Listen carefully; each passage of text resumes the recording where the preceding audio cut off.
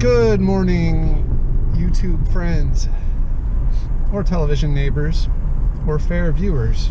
I don't know. I should think up something original. Today's topic is going to be, I don't know, I guess like... Connected from a smartphone, continuous recording starts. Yeah, thank you, Dashcam. Today's topic is going to be subsistence living, and I'm going to talk just a little bit. I've been watching a lot of shows and talking to a lot of people who they really like the idea of subsistence living, and I think it's kind of fascinating stuff to watch just because it's so different from the way that I live. I have always lived within a very a bustling community, and that community has largely been dictated by market-based factors and influences that, I mean, that's what it seems to be. That seems to be the best explanation. Oh, high water. High water. That seems to be the best explanation for the motivations of a lot of people and things that I see going on around me. But there are people out there every day who are living a different way, and I've watched a bunch of shows along these lines and documentaries and stuff like that, so I'm only getting really the side that they want to show. But fundamentally, while it's interesting to watch, I'm not sure that I would want to live the way these folks do. So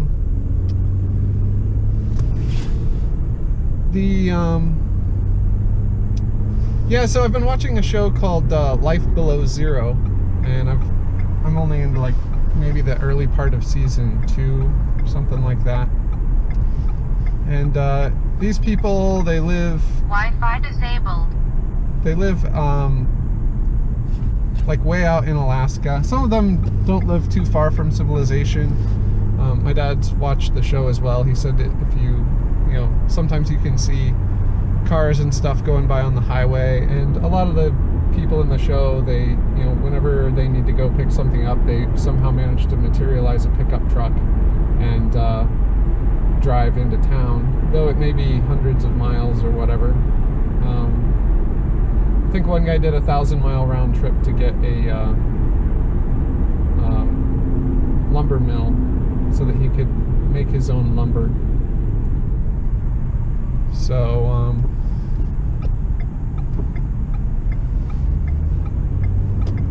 I'm not saying they're not remote, and it really has more to do with how they live than their remoteness. So like around here, I think it'd be very difficult to be a subsistence, to live a subsistence lifestyle, and the main reason is because there are so many people and there's so little game available. I mean, I would imagine that you could probably fish, but that would be highly labor intensive. And also you'd have a lot of equipment into it. Like, I don't think they would allow net fishing. I'm not sure. I haven't really gotten into fishing. One of the reasons is I'm not like a huge fan of fish, but I would probably be more of a fan of fish if I were trying to be a live a subsistence lifestyle. I mean, that's one thing that these people all do is, they're eating all kinds of different animals. They'll eat squirrels. I've got squirrels, all over the place in my yard, but yeah, I'm not sure. I think the city might frown upon people hunting them. I know the neighbors probably would. Though a lot of people call them tree rats, and they do chew a lot of cables and stuff like that, so they result in maintenance problems. But yeah, so one of the things that strikes me about this show is, that they don't, they kind of glorify subsistence living, but just all kinds of situations are happening, and they even say in the show, well, if I were back in the lower 48, I'd just go down to my local grocery store, and this multi-day dangerous adventure wouldn't even be a problem. And so I was watching one where a lady up by about 200 miles north of the Arctic Circle, so pretty far up there. She, her freezer, which, why do you have, I mean, I know for like the summer months, it's probably good to have a freezer, but I mean, she has a freezer that she's running on a generator in the winter in Alaska. And I'm just wondering, like, there's got to be a better way to, like, maybe have a port that takes outside air and puts it into the cold box to reduce on the need for generation expenses. And they may have a setup like that they just didn't talk about in the show. But yeah, it seems interesting to have a deep freeze when you're living in a deep freeze. Like I said, I can see it in the summer. But yeah, they just go and they go to the grocery store. In fact, just here I am on my way to work, and it's not open yet, but I'm actually going by the exit where my grocery store is. And so it's not really far from me. I could definitely walk there and back from my house. And though I'd probably want to be armed, just like the people there when they go out. They that's another thing, is they go and they put on a firearm and everything, and then they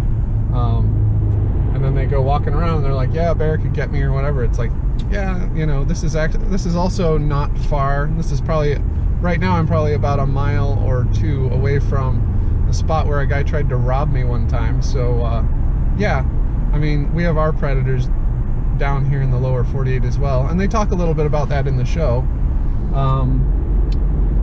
I guess the difference is that if they see a predator, it's a wild animal that they can kill and eat. And with me, there's like, it's 100% liability if I get attacked by a predator, because it's, even if I suffer no injury myself,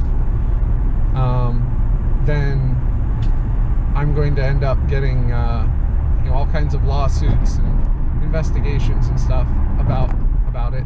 And they don't really talk a lot about, but they talk about trying to be in compliance with Alaska game laws and stuff like that, so they don't really show all these kills being reported, but I think they probably have to log them. And it'd be interesting to see if a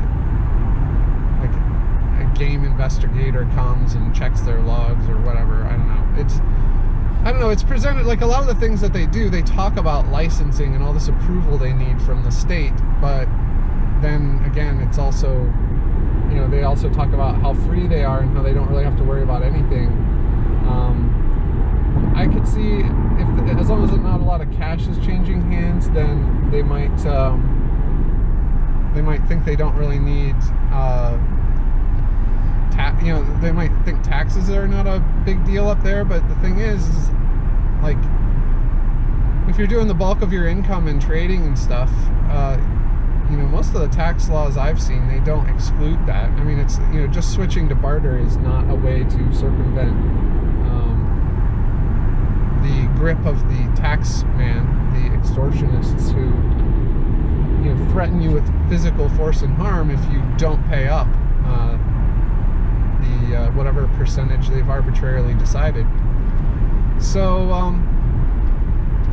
yeah, I don't really see how free it is in the sense of being free of regulation and that kind of thing. But yeah, they have all these concerns of, there's a lot of danger, there's a lot of risk of injury, there's risk of attacks. If they do just get sick and need to go to a hospital, it's a huge ordeal. The one character said that she was bitten by, she was attacked by a bear and ended up having her hips broken or ripped out of the sockets or something, and she laid on the floor in her camp for 10 days. And it's like, I mean, that could happen here, but not as likely.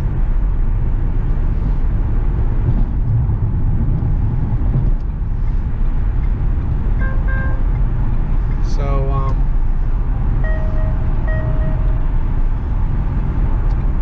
yeah, one thing I think about is the time they just spend. As one guy put it, he said, I spend all of my time getting fresh drinking water, food, and shelter. Like, you know, he's always got to be doing repairs on his shelter if there's a problem. And he's always got to be looking for the next meal. Another guy said, you know, you can't just see a bear walk by and then not take an opportunity to shoot it, because you might not get another bear just walking by like that. You might have to go like really far to get a bear to eat. So you pretty much have to just drop everything all the time and, you know, go for broke like all the time. So it's just lots of logging, which, you know, that's a thing. It's a very dangerous profession, and it's probably, you know, when you have limited equipment, I would imagine that doesn't help make it safer. So you've got these people who, you know, they might have like a hard hat and a chainsaw, and they're out in the middle of nowhere by themselves, and they could, you know, have something go wrong logging wise, and they're done. Like, even if they're not killed, they could be injured to the point where they don't, you know, where they're unable to get help.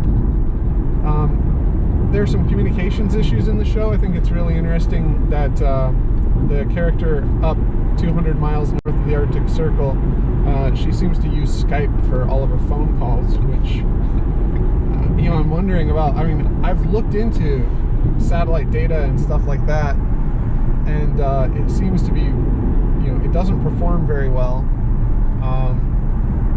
So I'm kind of wondering what kind of data connection she has set up and what that costs her.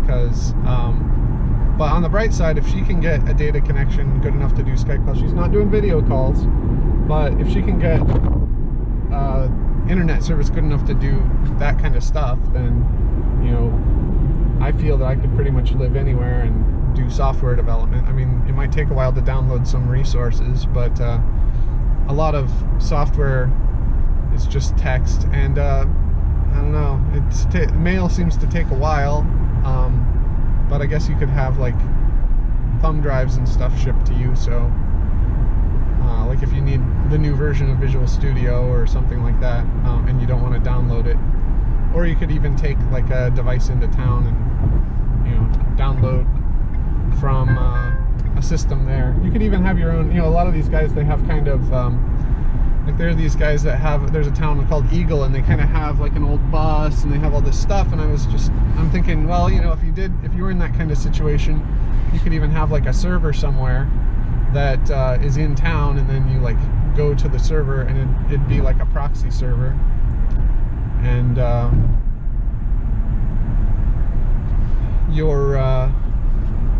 you could go in there and just, you know, tell it to download certain things and keep certain things synchronized, and then when you needed them, you could just go into town and plug in the thumb drive and get it, and go back out and be on your lonesome. And then that way it'd be mostly just things like email and IM that come through electronically. But yeah, I mean, it'd be, I don't know, they talk about how expensive it is to live up there via a non-subsistence lifestyle. So I mean, even if you were just going up there to like live in the woods and be a programmer or something, I don't get the impression that there are a lot of people that do that, because there are so many, you gotta drop everything and do it now kind of chores, just living up there in general, that I think you'd really have to live in town or something. And then even then, they say the grocery store is like insanely expensive. Just because everything has to be shipped up from the lower 48, and takes a while, it's labor intensive, etc. So the other thing that kind of bugs me about subsistence lifestyle is they don't, I mean, these guys, they have they're usually getting furs and stuff like that they're selling. So they get these raw materials out of the out of nature, and then they go and they improve them in some way, and then they pass them along. So largely they're people who take a lot of useless stuff and then turn it into something useful, and then pass that along to the next person for a profit. They talk a little bit about like muskrats, and how, you know, it's interesting to me, they're talking about how they might get like 100 muskrats, which I've seen them shoot a couple of them on the show, and it seems to take quite a while to harvest them, and then you have to process them all yourself and everything, and then they go and they make like mittens or whatever out of them. And I think it's kind of interesting because it seems like a lot of work for not a lot of cash, and it doesn't, and so they've got a lifestyle that doesn't take a lot of cash, but I'm not sure it's really a wash over like the system I have, because you know, one thing that they don't seem to have a lot of time for is leisure time. And while it doesn't always seem like it, there's a lot of stuff that I have a lot of choice over how I spend my time. I mean, I needed to order some new pairs of pants because some of my pants are getting worn out. So I did some research on it, and I just, you know, clicked a few buttons, and you know, money will change hands and it'll get delivered. It's like I can do that pretty much any time, but if they want something as trivial as pants, then they have to go. I mean, not trivial, I mean, we need pants. You're not really allowed to go outside without them, and in Ohio this time of year you probably wouldn't want to.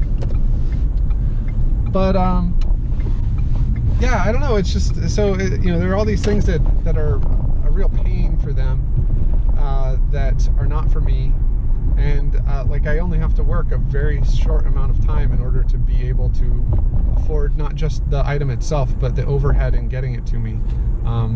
The shipping or driving to it, it's not a significant concern for me on a day-to-day basis. But I think the biggest issue I have with the subsistence stuff is that, like, beyond these, you know, these items like furs and stuff that they're providing to other people,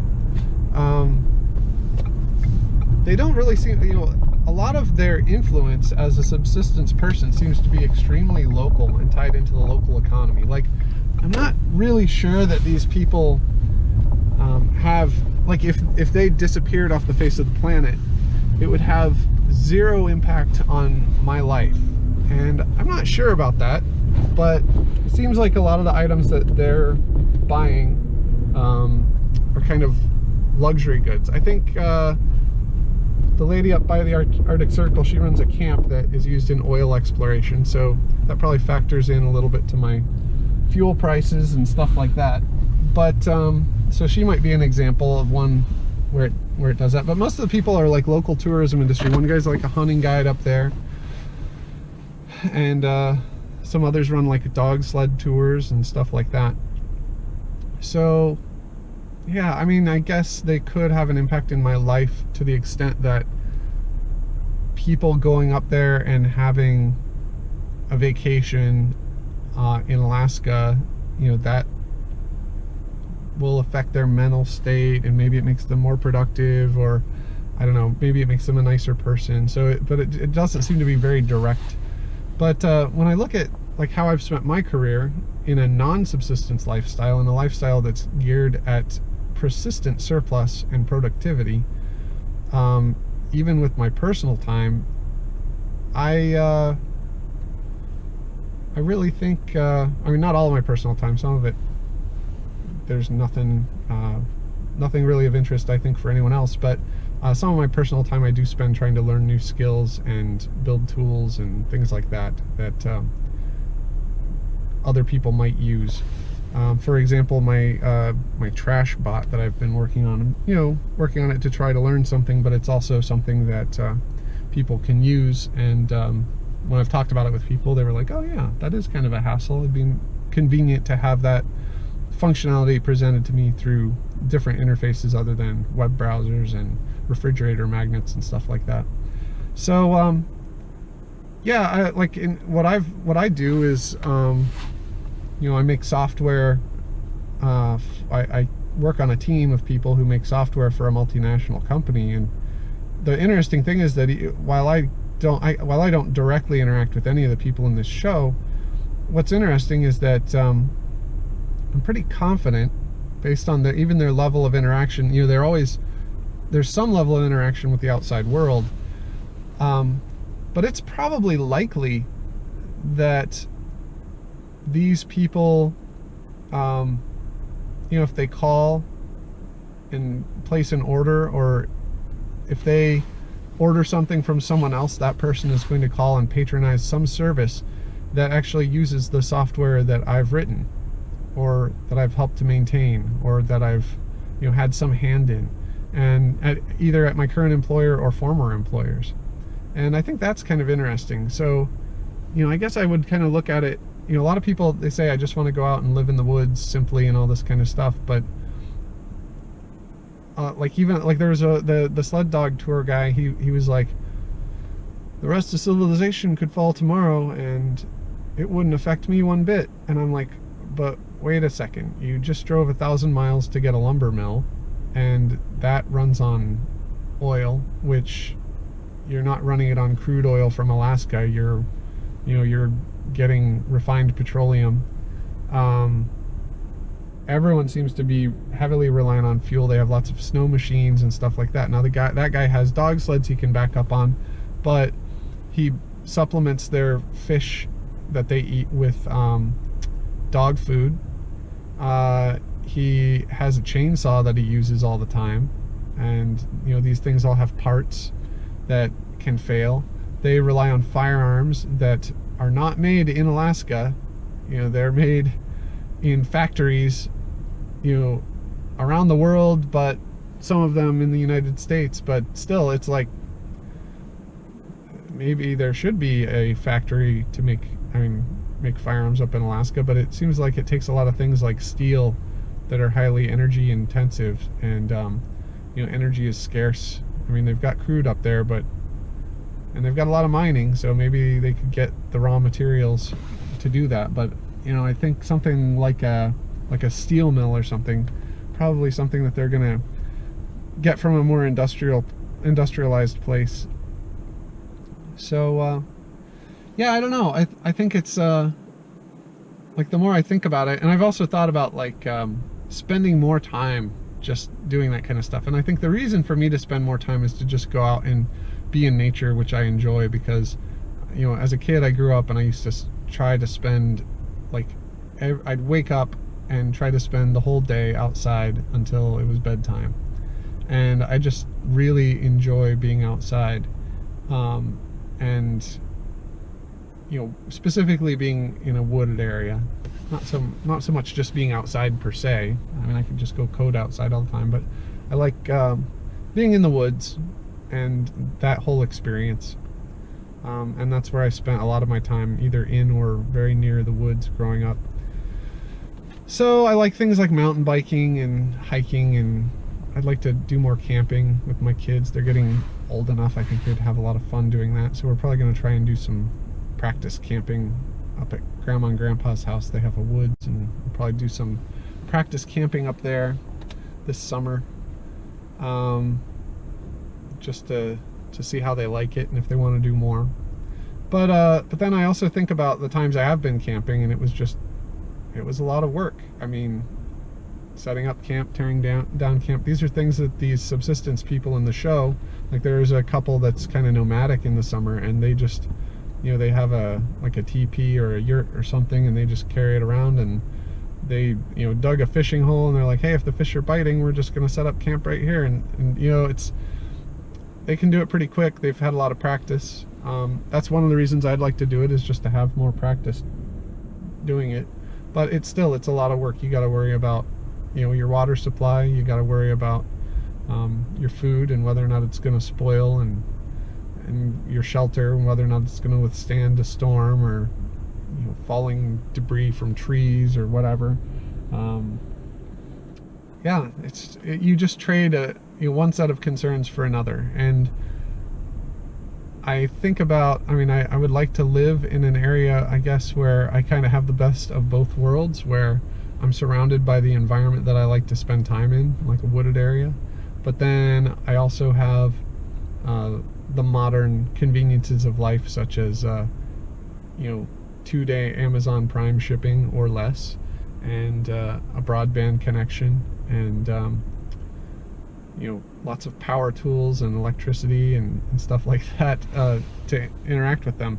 So yeah, I don't really, and also while I would love to try a lot of the types of meat they have, it's so cold up there. They have a lot of they have high calorie needs, and they were talking about, like, in the city, people try for a low calorie diet because they just have calories in abundance here.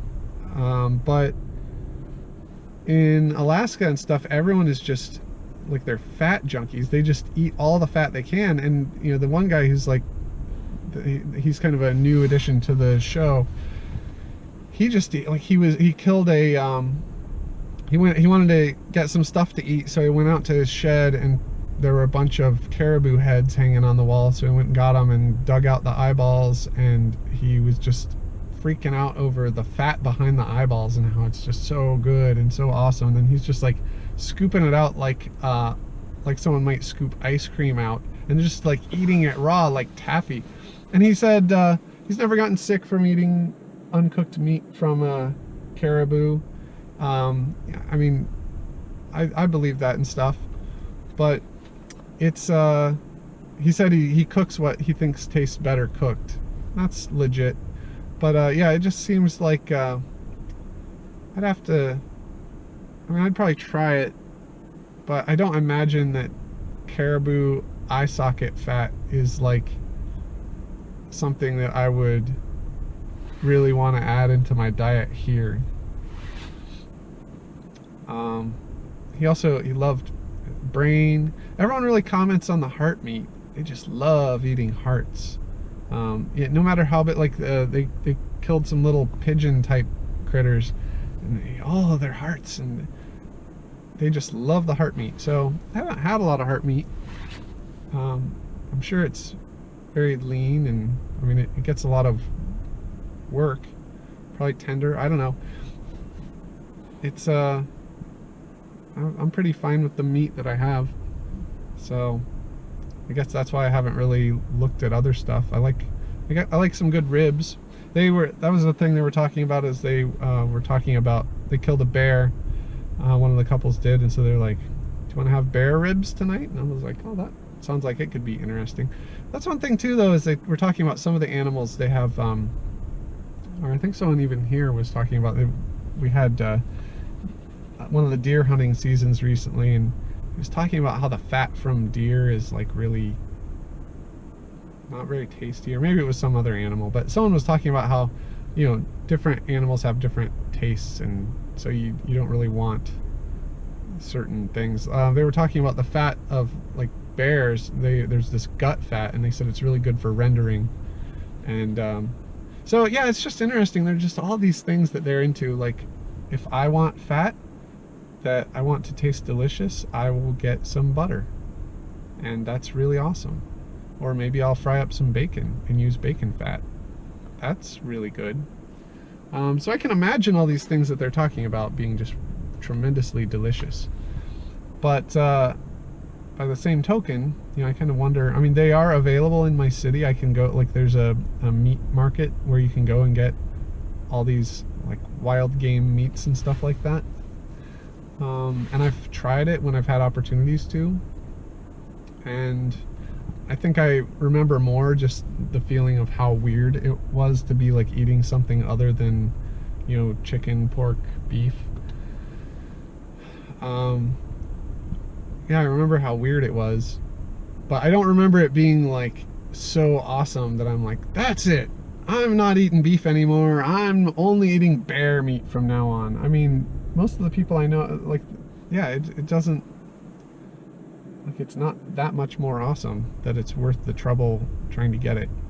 So I don't know, maybe you all disagree. I'd be really interested in hearing your reasons why, if a subsistence lifestyle or a very simple life out in the country with no technology or whatever, you know, what you find appealing about that, considering that you know, it's a very hard life, and when you see people who've been living like that for a long time, you can see that their bodies are very battered and this kind of stuff. I think I'd rather go and batter my body by choice through recreational sports, like cycling or jogging or hiking and stuff like that. It still offers opportunities for danger and stuff, but your life's not always hanging on the line because you're not taking risks just to get the next meal, stuff like that. And also, like I said, I just think, to me, I would like to, I mean, I understand that the market rewards people for providing as much value to others as they can. And so when I look at my interests and how I want to spend my time, I always try to look for a component of like, how could this be useful to other people through the market? How could I make some money doing this? And I think there's a lot less of that, you know, in the subsistence. You know, one of the things I saw, and there was a quote that really resounded with me was, you know, when I take the packaging off of my food that I eat, I put it in the recycling and have to pay someone to haul it away. Their packaging that their fox meat came in is like a $60 pelt if they, you know, take care of it right. So it's really interesting, like how low waste it is, and I think we can be like, there's a lot of room for us to be lower waste here, but yeah, I think that's, you know, they're able to make use of the time they spend, but a lot of it, they don't really have a choice. It's they don't have, as you know, they say they're free up there, but they're not free because they have to do stuff when the weather is changing. They have to do stuff, you know, in the here and now. And for me, I mean, I was talking to one friend and she said she didn't even worry about the weather at all, you know, and I really only pay much attention to it because I like to ride my bike to work when the weather's nice, and I like to be aware if there are going to be thunderstorms coming through, but for the most part, none of them really cause any significant damage, let alone a threat to life. And, you know, so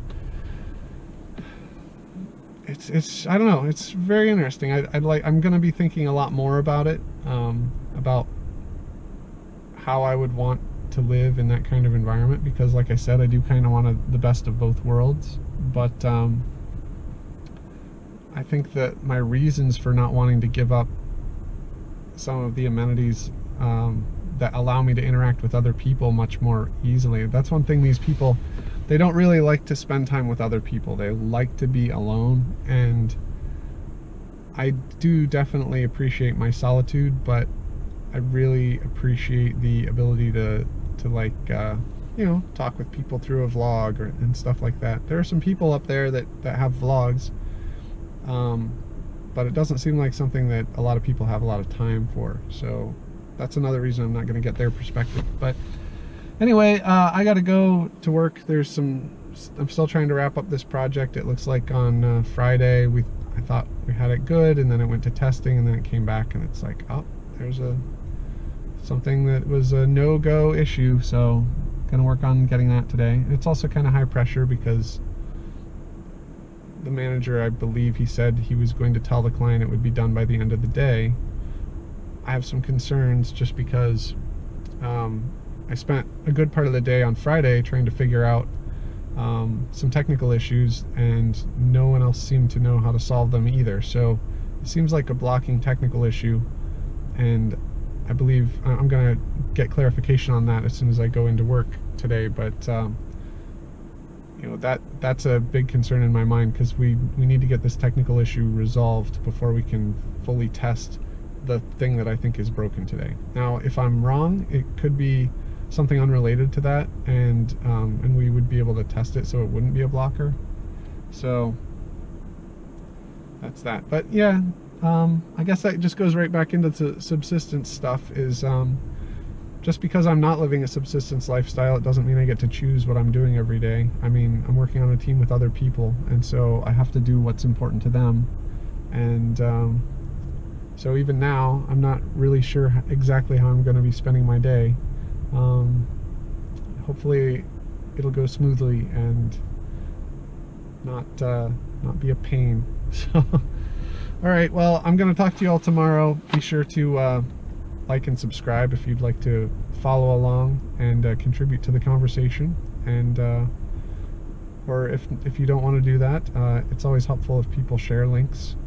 It seems like a lot of my traffic seems to come from people getting the links via shares, probably through various chats that I post the video to, or Twitter or something like that. So, all right, I'm off.